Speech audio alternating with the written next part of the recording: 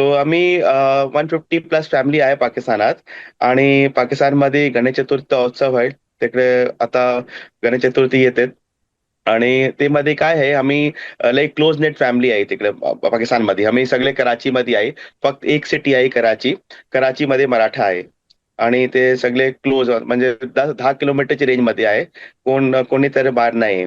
आणि गणेश चतुर्थीचा उत्सव लई मोठा होतात तिकडे, लई सेलिब्रेशन होतात. आणि 3 मठ मंदिर आहे. एक आमच्या कम्युनिटीच्या आहे, महाराष्ट्र मंडळच्या. एक हम्म. गणपती स्थान आहे ते मध्ये. आणि एक माझ्या काकाच्या मंदिर आहे ते मध्ये गणेश मठ मंदिर आहे.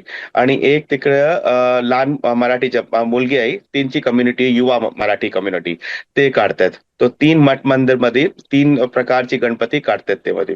सकाळी आणला बापाला चतुर्थीचा, ते दिवशी आणि सकाळची पूजा, संध्याकाळी पूजा, रातची आरती करतात. आणि उद्यापासून नेक्स्ट डे 4 वाजता सकाळची पूजा. आणि संध्याकाळी विसर्जन करतात ते मध्ये. तो दीड 2.5 दिवस दिवस. ठेवतात. दीड दिवस. हा, 1.5 दिवस, दीड दिवस, सॉरी, नॉट अडीच, 1.5 दिवसाचा ठेवतात. अरे खूप छान. तर तिकडे शासकीय कारणामुळे 11 दिवस नाही ठेवू शकत?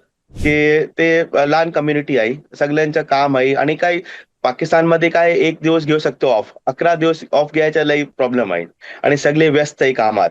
तर ते हम्म. मध्ये बापाला आले, तर बापाला 3 टाइमचा भोजन करायचा, आरती करायची, ते काहीतरी रिस्पॉन्सिबिलिटी पाहिजे. मला असं वाटतं फ्युचर 2-3 सालात, 2-3 वर्ष झाले, तर असा होऊ शकतो की 11 दिवसाचा ठेवायचा, असा माझा एक विचार होता. आणि माझी अशी इच्छा पण आहे. पण देवाची जेव्हा कृपा होऊन तेव्हा ठेवतात.